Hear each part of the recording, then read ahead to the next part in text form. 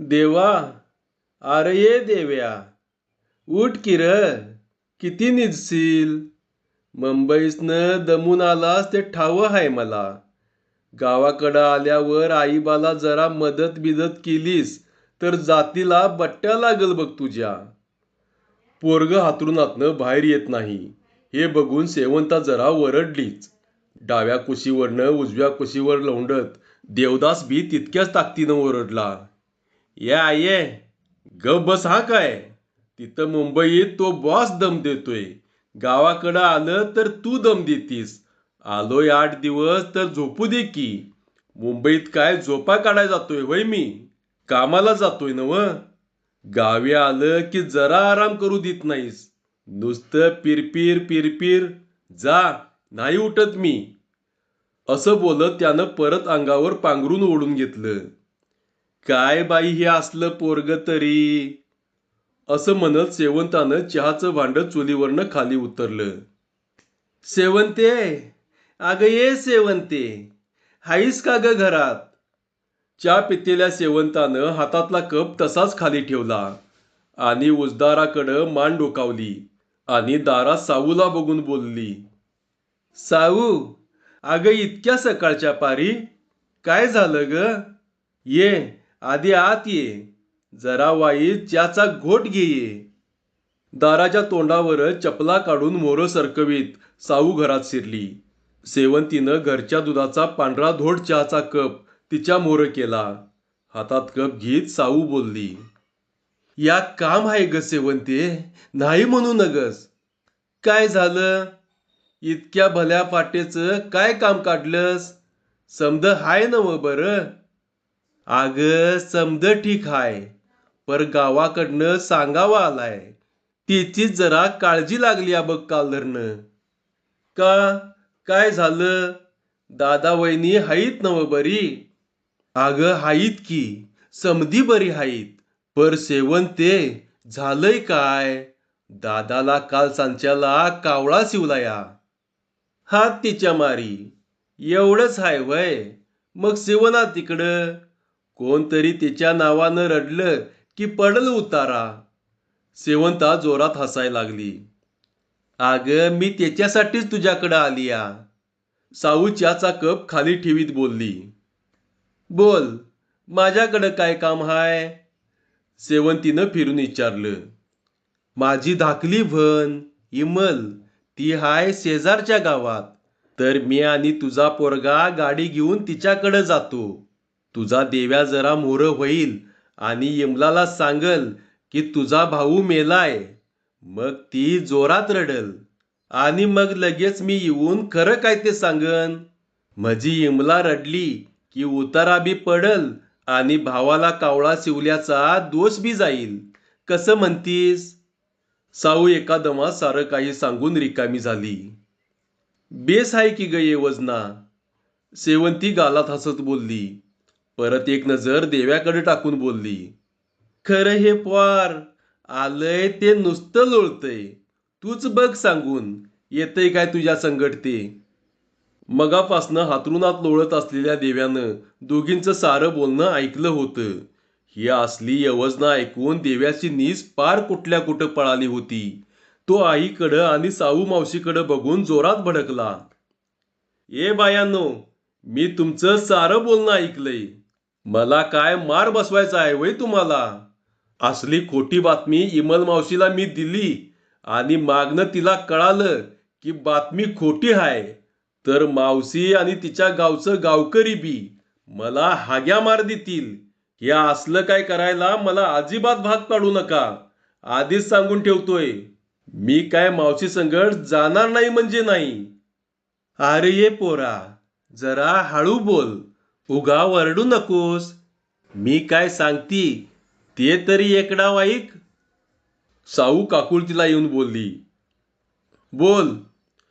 देव्या हातरुणातनं वर उठत बोलला. हे बघ, अरे मी हायच की माग. जरा इमल रडली की लगेच 2 मिनिटात मी मोरं जाती आणि सगळं तिला खरं काय ते सांगती. तू काय बी काळजी करू नकोस. आणि काहीतरी भलतं सलतं घडलं तर त्याला जबाबदार कोण? शंकेच्या सुरात देव्या बोलला. अरे तिची जबाबदारी मी घेईन की. तुला काय बी होऊ देत नाही बघ.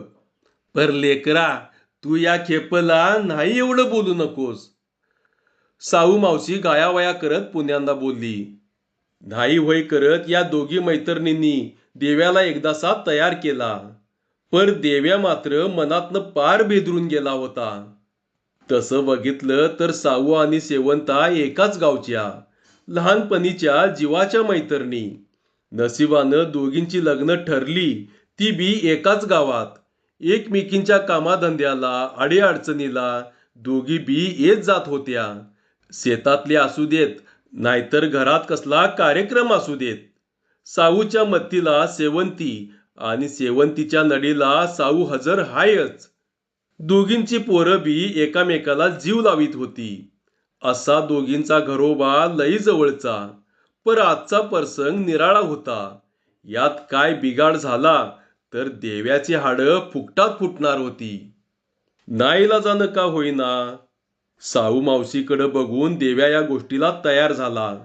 देव्यानं साऊ मावशीला घेऊन गाडीला जोरात किक मारली आणि तराट इमल मावशीच्या गावाच्या दिशेने पळवली.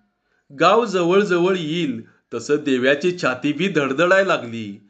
आपण कराय जायचो एक आणि व्हयाचं एक. ही असली बातमी दिल्यावर इमल मावशी जाग्याला सपली तर, तिला काय झालं तर, आणि तिच्या नवऱ्यानं मला झोडपला तर, असलं हजार सवाल देव्याच्या डोक्यात गाडीच्या चक्रागत गार गार फिरत होतं. गावात गाडी शिरली तशी देव्यानं गाडीचा वेग कमी केला. जवळ असलेल्या एका वळकीच्या म्हातारीच्या घराजवळ साऊनं गाडीवरून टुनकन उडी मारली आणि देव्याला बोलली. मुला, तू हो आता एकटाच मोर. मी जरा मशिरी लावती आणि चूळ भरून मागोमाग येती चालत. तू तवर जाऊन सांग. आणि हे बघ, इतर कुणाला बी कळता कामा नये. जाऊन सरळ इमलाला बोल. ती जोरात रडली पाहिजे बघ.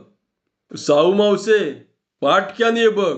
नाहीतर कोल्हापूर सोलापूर करत बसलीस की तुला दुसऱ्या कशाची आठवण राहीत नाही. नाही रे पोरा, तू हो मोर. पाठोपाठ हायच मी. कधी नव्ह ते आज तोंडाला येईल त्या देवाचं नाव घेत देव्यानं इमल मावशीच्या घराकडे गाडी फिरवली. मावशीला दारातच बघून देव्याला मरणाचा घाम फुटला. तोवर मावशीचीच नजर ह्याच्यावर पडली.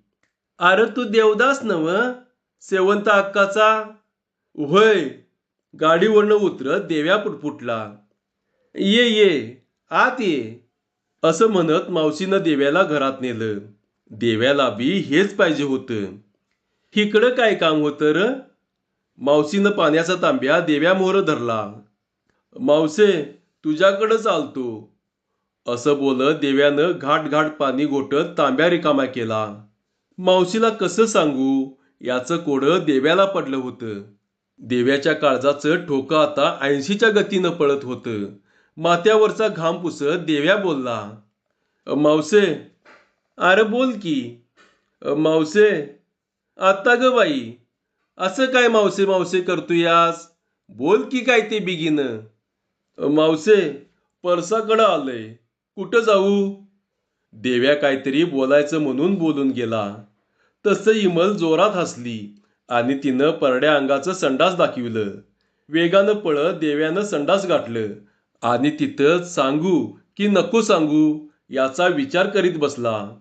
मनात काहीतरी ठरवून देव्या बाहेर आला. तोवर मावशीनं चहा ठेवला होता. देव्या आला तसं चूळ भरायला पाणी देऊन मावशीनं चहाचा कप देव्यामोहर केला. पर देव्याला आता जादा वेळ लावायचा नव्हता. साऊ मावशी चालत यायच्या आत देव्याला ही बातमी इमल मावशीच्या कानावर घालायची होती. मावसे, गावाचा शिवा मामा गेला. रात्रीच सपला. एका दमात देव्या सांगून रिकामा झाला आणि मोर काय वाढून ठेवलंय याची वाट बघत गापक्यान जवळच्या खुर्चीत बसला. इमलच्या हातातला चहाचा कप सटकून खाली पडला आणि जोरात हंबरडा फोडून धरणीवर अंग टाकून ती गडगडा लोळायला लागली. अरे माझ्या भावा, काय झालं रे देवा? माझ्या कर्मा, ए माझ्या नशिबा. इमलच्या आवाजासरशी सारी गल्ली तिच्या घरात गोळा झाली. गल्लीतल्या लोकांनी देव्याला बाहेर पळून जायला बी वाव ठेवला नाही. इमल भुईवर जोरजोरात हात आपटीत रडत होती. माझा भाऊ गेला ग बाई. आता मी कुणाला दादा म्हणू ग बाई. ए माझ्या दादा, तुला कुठं शोधू रे दादा. आता मला मायाला कोण न्यायला येईल ग बाई. ए माझ्या सावकारा, ए माझ्या भावा, आता होता कुठे गेला ग बाई. ए देवा, आता मी काय करू ग बाई. मी आता कुणाला राखी बांधू ग बाई. आता पतूर काय झालंय हे समद्या गल्लीला कळलं होतं. जी ती मोहरं होऊन इमलला गप्प करीत होती आणि टिप गाळीत होती. इमल मावशी भुईला गडागडा लोळत जोरजोरात बोंब मारीत होती. देव्याची नजर मात्र गल्लीच्या टोकाला लागली होती. दूर दूर त्याला साऊ मावशी काही दिसत नव्हती आणि इकडे इमल मावशी जोरजोरात टाचा घासून रडत होती. आपण काहीतरी बोलावं तर आपणाला मरणाचा मार मिळणार याची 100% खात्री देव्याला होती. काय करावं त्याला काहीच सुचेनासं झालं. साऊ मावशी अजून बी लांब लांब दिसत नव्हती. मशारी लावीत गप्पा झोडीत बसली की साऊ मावशीला कशाचं भान नसतंय हे देव्याला ठावं होतं. स्वतःच्या आईला, साऊ मावशीला आणि तिच्या मशारीच्या येसनाला मनातल्या मनात 1000 शिव्या देत देव्या मोहरं वाढून ठेवलेला प्रकार बघत होता. मावशीचं रडं बघून त्याला हसू बी येत होतं आणि आता आपलं काय खरं नाही म्हणून भिवून रडू बी येत होतं. तोवर कोणीतरी जोरात किचाळली. अरे अरे, इमलीची दातकिळी बसली या. कांदा नाहीतर चप्पल आणा र. नाकाला लावा तिच्या. नको नको, उलात ना आणा आणि दातकिळी इचकटा. जी ती एकमेकीला सांगत होती, सल्ला देत होती. देव्याला आता कुठं पळू, काय गायबच होऊन जाऊ असं झालं होतं. साऊ मावशी अजून बी लांब लांब दिसत नव्हती आणि इकडे इमल मावशीनं सारा गाव दारात गोळा केला होता. आता आपण आज काय जित्त राहीत नाही याची पुरती खात्री देव्याला झाली होती. देवाच्या नावाचा धावा करीत आणि इथनं पुढं असली कामं न करण्याचं मनाला वचन देत हा जमिनीवरचा देव्या मळभात बसलेल्या देवाच्या नावानं एकसारखा हात जोडीत होता. इतक्यात इमल मावशीची दातखिळी निघाली आणि तिनं परत जोरात दादाच्या नावानं आरोळी ठोकली. सारी गल्ली सुसुसकारून रडत होती. गप तरी कोण कोणाला करणार. तोवर परत कुणीतरी वरडली. इमलची सुद्ध गेली रे. अरे पाणी आणा कुणीतरी. इमल मावशी धाडकन जमिनीवर आडवी झाली होती. देव्याला आता चड्डीत हागायची पाळी झालती. त्याला काय सुधरणा झालं. राहून तो गल्लीच्या टोकाला साऊ मावशीच्या वाटकडं डोळं लावून बसला होता. त्याला आता साऊ मावशीचा लई राग बी येत होता. तवर लांबनं पळत येत असलेली साऊ मावशी त्याला दिसली. तसा त्याचा उरला सुरला जीव भांड्यात पडला. साऊला पळत येतेली बघून परत समदा गाव हुंदकं देत रडत होता. साऊ धापा टाकीत भनीच्या घरात शिरली आणि भनीला जोरात मिठी मारली. तशी समधी परत जोरात रडू लागली. भनीची सासू, जाऊ, नवरा, दीर, मुलं समधे जोरात रडत होते. साऊ भनीला शांत करत होती, तरी बी ती ऐकून घेना. हे बघून साऊनं जोरात तिच्या कानाखाली ठेवली आणि वरडली. ए पोरी, गप तोंड मीठ. शिवादादाला काय बी झालं नाही. फक्त कावळा शिवला आणि उतारा येण्यासाठी हे समज करावं लागलं मला. तसा पाहुणा रागानं तणतणत उठला आपल्या थोरल्या मेहुनीला आणि देव्याला बी शिव्यानी धुवून काढला. जोराची भांडणं झुपली. लोक तरी खो खो हसत होती. कुणीतरी शाना मोहरं झाला आणि पाहुण्याला गप केला. भीतीनं एका कोपऱ्यात जीव घेऊन उभा असलेल्या देव्याकडं पाहुण्यानं रागानं नजर टाकली. काय रे पोरा, शहरात राहतोस नव? ही एक बाई अडाणी हाय. तू तरी शिकल्या सवरलेला हायस नव? ही असली थेर करताना लाज नाही वाटली? देव्याची नजर मात्र लाजून भुईला खिळली होती. या बायांच्या नादाला लागून आपण काय कराय गेलो आणि काय झालं याची पुरती जाणीव त्याला झाली होती. माणसाचं अज्ञान आणि अंधश्रद्धा त्याला काय काय कराय भाग पाडत्यात, कुठल्या थराला नेऊन ठेवत्यात याचा देव्याला याची देही याची डोळा अनुभव आला होता. माणूस शिकला, सवरला, मोठा झाला, पार तिकडे चंद्रावर गेला, पर माणसात काय अजूनही आला नव्हता. विज्ञानवादाचे सोंग घेऊन फुशारक्या मारणारा हा अज्ञानी माणूस ज्ञानी कधी होणार? अडाणीपणा आणि दैववादाची कांबळ वडून गाढ निजलेल्या माणसाला जाग कधी येणार? आणि माणसाच्या जातीला शिवलेला ह्यो अंधश्रद्धेचा डोम कावळा कधी उडून जाणार याचा विचार करीत देव्या खाली मान घालून आपल्या घराकडे परतला. शिवामामाला कावळा शिवलेला उतारा पडला का नाही कुणास ठावं, पर देव्याला मात्र चांगलाच उतारा पडला होता. धन्यवाद.